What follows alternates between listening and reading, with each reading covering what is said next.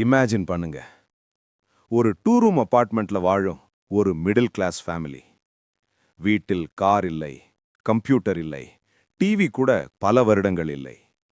ஆனா அந்த வீட்டில் இருந்த ஒரு பையன் ஒரு நாள் உலகின் மிகப்பெரிய டெக்னாலஜி கம்பெனியான கூகுளுக்கு சிஇஓ ஆகிறார். அது ஹாலிவுட் ஸ்டோரி இல்ல, அது ஒரு சென்னை பாயின் ரியல் ஸ்டோரி. அவர்தான் சுந்தர் பிச்சை. ஒரு ஃபோன் நம்பரை ஒரு முறை கேட்டால் மறக்காமல் நினைவில் வைத்துக் கொள்ளும் ஒரு சாதாரண ஸ்டூடெண்ட். அவர் எப்படி உலகம் முழுவதும் 3 பில்லியன் பீப்புள் பயன்படுத்தும் ப்ராடக்ட்ஸை லீட் பண்ணும் நிலைக்கு வந்தார்? ஒரு இந்தியன் இன்ஜினியர் எப்படி கூகுள் மட்டுமல்லாமல் ஆல்பபெட் இங்க் போன்ற $1 ட்ரில்லியன் கம்பெனியை லீட் பண்ணுகிறார்? அவருடைய சக்சஸ் சீக்ரெட் என்ன? ஆனால் இந்த ஜர்னி ஈஸி இல்லை. ஒரு காலத்தில் Sundar Pichai Indian Institute of Technology கரக்பூரில் படித்தபோது அமெரிக்கா போக பிளேன் டிக்கெட் வாங்க கூட அவரது ஃபேமிலி ஆல்மோஸ்ட் 1 வருட சேலரி சேவ் பண்ணியது. அதுதான் அந்த ஃபேமிலியின் சாக்ரிஃபைஸ். இன்று அந்த same person Google Chrome, Android, Gmail போன்ற பில்லியன்ஸ் ஆஃப் பீப்புள் பயன்படுத்தும் ப்ராடக்ட்ஸை லீட் பண்ணுகிறார். ஒரு சிம்பிள் சென்னை பாய் இருந்து சிலிகான் வேலி லீடராக மாறிய இந்த ஜர்னி உண்மையிலேயே மைண்ட் ப்ளோயிங் ஸ்டோரி.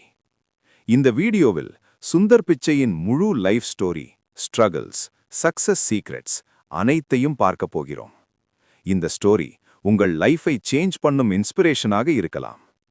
சோ இந்த அமேசிங் ஜர்னி ஆரம்பிப்போம். சுந்தர் பிச்சை 1972 ஜூன் 10 அன்று மதுரை, தமிழ்நாடுவில் பிறந்தார்.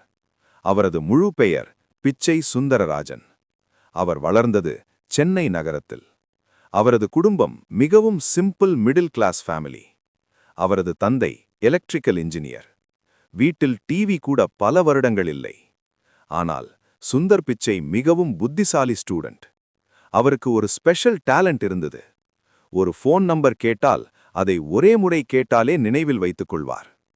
ஸ்கூல் முடிந்த பிறகு அவர் இந்தியன் இன்ஸ்டிடியூட் ஆஃப் டெக்னாலஜி கரக்பூரில் மெட்டலர்ஜிக்கல் இன்ஜினியரிங் படித்தார்.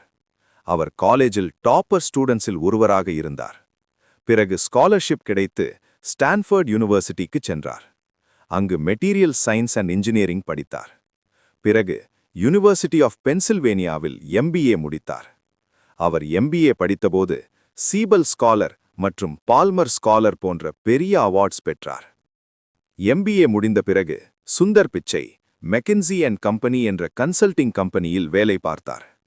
ஆனால் அவர் டெக்னாலஜி ஃபீல்டில் பெரிய இம்பாக்ட் செய்ய வேண்டும் என்று நினைத்தார். அதனால் 2004இல் அவர் கூகுளில் ஜாயின் ஆனார். அப்போது கூகுள் இன்னும் வளர்ந்து கொண்டிருந்த கம்பெனி. கூகுளில் சேர்ந்த பிறகு சுந்தர் பிச்சை ஒரு முக்கியமான ஐடியா சொன்னார். அந்த ஐடியா என்ன? கூகுள் தனது ஓன் வெப் பிரவுசர் உருவாக்க வேண்டும். அந்த பிரவுசர் தான் கூகுள் குரோம். 2008இல் குரோம் லான்ச் ஆனது. முதலில் பலர் டவுட் பட்டார்கள். ஏனெனில் மார்க்கெட்டில் ஆல்ரெடி இன்டர்நெட் எக்ஸ்ப்ளோரர் மற்றும் மொசில்லா ஃபயர்ஃபாக்ஸ் இருந்தது. ஆனால் குரோம் மிக வேகமாக வளர்ந்தது. இப்போது உலகில் அதிகம் பயன்படுத்தப்படும் பிரவுசர் கூகுள் குரோம் தான். இந்த சக்சஸ் சுந்தர் பிச்சையை கூகுளில் மிகவும் முக்கியமான லீடராக்கியது. குரோம் சக்சஸ் பிறகு சுந்தர் பிச்சைக்கு மேலும் பெரிய பொறுப்புகள் கொடுக்கப்பட்டது. அவர் ஹேண்டில் செய்த products Google Chrome, Android, Google Drive, Gmail. 2015இல் அவர் கூகுளின் சிஇஓ ஆனார்.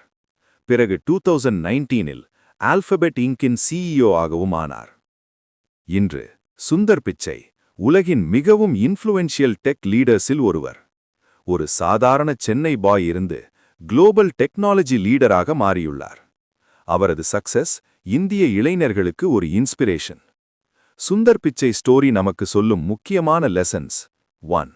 ஹம்பிள் பேக்ரவுண்ட் சக்சஸுக்கு தடையாக இல்லை. 2. எஜுகேஷன் வாழ்க்கையை மாற்ற முடியும். 3. பேஷன்ஸ் மற்றும் காம் லீடர்ஷிப் முக்கியம். 4. பிக் ஐடியாஸ் உலகத்தை மாற்ற முடியும். சுந்தர் பிச்சை நமக்கு ஒரு மெசேஜ் சொல்கிறார். Dream big, stay humble, keep learning.